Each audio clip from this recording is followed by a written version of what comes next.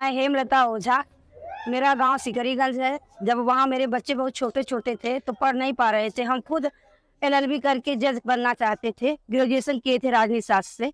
तो जब नहीं पढ़ पाए बच्चे तो हम यहाँ गोरखपुर सिटी में आए और यहाँ आने के बाद बहुत सी कठिनाई आई क्योंकि अच्छी नौकरी थी नहीं, प्राइवेट काम था तो कितना आता। हम स्कूल में गए नौकरी खोजने तो 8 घंटे का 3 से 4 हज़ार देते, बच्चे पढ़ भी नहीं पाते, हम स्कूल के ही होके रह जाते। तो हमने घर-घर और दुकानों-दुकानों पे जाके घर का काम खोजा कि कुछ मिल जाएगा तो करेंगे। तो हमें ये झूमर का काम मिला, झूमर का। तो हम इसको खुद कुछ दिन मज़दूरी पे बनाए ले आके दुकानों से, तो उससे नहीं जमा तो दुकानदार बोले उस समय हम कहानी भी थोड़ी-थोड़ी लिखते थे, तो पेपरों में मेरी कहानी छपने लगी तो दुकानदार कहे कि बताइए आप कहानी लिखती थे, झूमर कब बनाती हैं? तो हमने कहा सर हम रात में उठ के झूमर बना ले वो कहानी लिख लेते हैं और दिन में झूमर बनाते हैं। तो उन लोगों ने कहा ऐसा है आप प्रेमचंद जी की सरजमी पे हैं, अब आप कहानियाँ लिखिए, हम आपका उत्पीड़न नहीं करेंगे कि आपसे झूमर बनाओ, आपकी लेखनी दब जाए। आप लिखिए किसी और महिलाओं से बनाइए, हम खरीदेंगे। तो हमको पैसे की ज़रूरत लगी। उस समय तत्काल मेरे पास 5,000 था, हमने 5,000 का सामान लेके 2-1 महिलाओं को दिया, वो बनाने लगी। तो हम तत्कालीन जिलाधिकारी के पास गए, प्रशांत सर थे, तो वो मेरा 2 लाख का लोन करवाए शहरी रोज़गार मिशन के तहत। इसके बाद तो मेरा काम चलने लगा, करीब 100 डेढ़ 100 महिलाएँ काम करने लगी। तेरे माथे पे आंचल तो बहुत खूब है लेकिन तो इस आंचल से एक परचम बना लेती तो अच्छा था।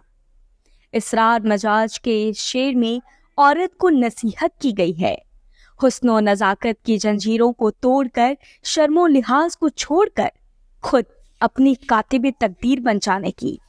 हेमलता ओझा की कहानी एक ऐसी ही मिसाल है। ये जो जज्बा है कि मुझे कुछ करना था, ये जज्बा कहाँ से आया? जज़्बा जब मैम हम गाँव से शहर में आए, तो बच्चों को सबसे ज़्यादा समस्या मेरे पास था कि बच्चों को हम पढ़ाएँ। जी। तो जब बच्चों को पढ़ाने के लिए हमने बहुत कठिनाइयाँ कर पहले से स्कूल में एडमिशन करवा दिए, खुद ही स्कूल में पढ़ाने लगी। इसके बाद एक काम लाई झूमर वाला। बच्चे पढ़ने लगे तो हमारे अंदर वो लेखन की ताकत पहले से स्कूलों में लिखते थे मैगज़ीनों में, तो हमें आप पेपरों में देने लगे, छपने लगी। इसके बाद धीरे-धीरे अपने आप रास्ते बनने गए, बनते गए, मेहनत हमने किया। अभी तो बहुत कुछ करना ही है। बहुत कुछ करना है अभी। अच्छा, शुरुआत कितने कितनी लागत थी या कुछ सोचा था आपने कि इतने पैसों से हमें शुरुआत करनी है? वो मैं उस जब दुकानदार बोले कि आप कहानी ही लिखिए और महिलाओं से बनवाइए, हम खरीदेंगे, आपका कारखाना चलाइए। तत्काल उसी दिन मेरे पास 5,000 रुपया था। हम घर से आए वही 5,000 का सामान लेके आए, 2-1 महिलाओं से बनवाने लगे। जब वो खरीदे जो हम मजदूरी करके 10 रुपया कमाते तो दूसरों से बनवा के हम 15 रुपया कमाने और साथ में आपने रोजगार दिया। तो हम लोन के लिए दौड़ने लगे क्योंकि मेरा कोई गारंटर नहीं था, किराएदार थे, नए थे।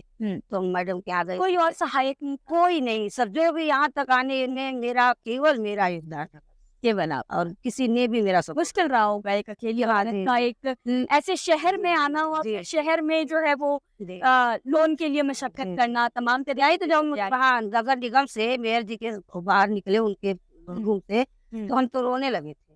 लेकिन फिर हमने एप्लीकेशन खुद लिखा डीएम सर के यहाँ कि सर मैंने ग्रेजुएशन किया, राजनीति शास्त्र से जज बनना था, हम किसी कारणवश नहीं कर पाए, यहाँ बच्चे हैं, मेरा कोई गारंटर नहीं है, मेरे दान अनुदान लोन चाहे जो हो दिलवा दीजिए, हम जैसे अपने खुद का परिवार को पाल सके, 2-4 महिलाओं को काम दे सके। सही उन्होंने तुरंत सीडीओ सर के यहाँ भेजा, मेरा 15 दिन के अंदर मेरा लोन हुआ 2 लाख। वो बोले कितना दे दे, हम डरते थे कि पता नहीं क्या होगा, लोन का मतलब है, हाउस वाइफ ही थी उस समय जी। तो हमने कहा सर 2 लाख। अच्छा, वो चुकता कर दिया वो खत्म हो गया और फिर 5 लाख का भी लोन लिए, नहीं चल रहा है। अच्छा जी। और अभी अगर मैं देखूं तो ओवरऑल टर्नओवर कितना है आपका? मेरा मतलब हफ्ते का चला जाता है 1,50,000 जाता है। वाह! तो देखिए इसको कहते हैं जज्बा।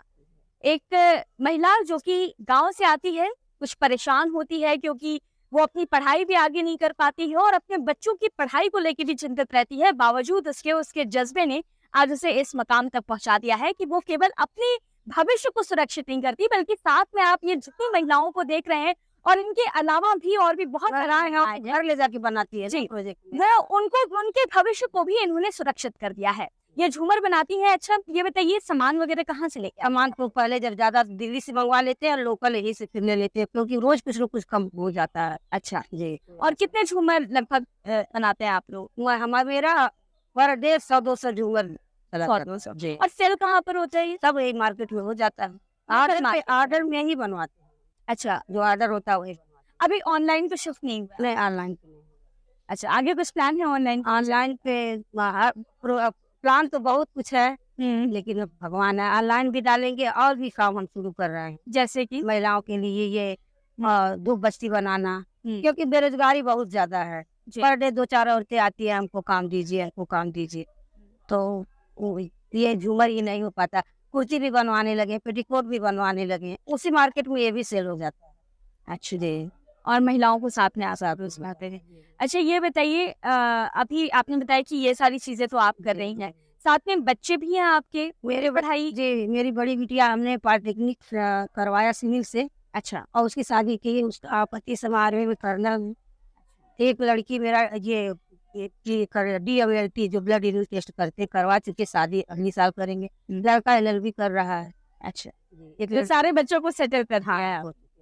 अच्छा, कभी ऐसी कोई महिला आई है जो बहुत परेशान रही हो? अब महिलाएं तो आती हैं, हम उसके साथ खड़े भी हुए हैं, उनको काम भी दिलवाए हैं, रूम तक दिलवाए हैं, बहुत सी लोगों को दवा, हर चीज। हम तो मेरे जैसी महिलाएं आती हैं तो हम पहले उन्हीं के लिए खड़े हो जाते हैं। उनको अब तो 2-4 हजार 10 हजार की नौकरी भी लगवा सकते हैं, मतलब मार्केट में हो गई है पहचान। रूम भी दिलवा देते हैं, झूमर कहते हैं बनाओ। कई परिवार को हमने ऐसे संभाला है। मैंने सुना है आप लिखती भी हैं। लिखने को तो बचपन से शौक था, अब तो ऑल इंडिया रेडियो पर भी मेरी कहानियां जाती हैं, खुद लिख के खुद पढ़ते हैं। और करीब 8 साझा कविता संग्रह मेरा निकल चुका है, जो अमेज़न पे है। जी। और 2 किताबें मेरी तन्हा अपनी कहानी संग्रह छप चुकी है। तीसरा लो झुक गया आसमां 2-4 महीने में आ जाएगी छपने तो वाली। अपनी किताबों का नाम आपने बता दिया है। हमारे दर्शकों से ये अपील है कि आप भी इनकी किताबें जरूर पढ़िएगा, क्योंकि एक ऐसी महिला जो बहुत सारा स्ट्रगल करती है, जद्दोजहद करके अपनी जिंदगी को एक सुरक्षित स्थान पर लेकर के आती है, और आज एक सफल महिला ही नहीं है बल्कि एक सफल उद्यमी भी है। और इनकी कहानी मुझे सुनकर के बहुत इंस्पायरिंग। सीधे शक्ति के इस एपिसोड में आज हम आपको मिलाए हैं एक महिला उद्यमी से, एक ऐसी महिला उद्यमी जो कि एक दौर में बहुत परेशान थी, काफी कठिनाइयों को झेलते हुए वह आगे बढ़ती है और अपने रास्ते खुद चुनती है। वह झूमर बनाने के काम को लेकर के आगे बढ़ती है और आज न जाने कितनी महिलाओं को उन्होंने रोजगार दिया है। इतना ही नहीं, वो अपनी कहानियों को भी सामने लेकर आ रही हैं। उनकी कई पुस्तकें भी छप चुकी हैं, उनकी कहानियां रेडियो पर भी प्रकाशित की जाती हैं।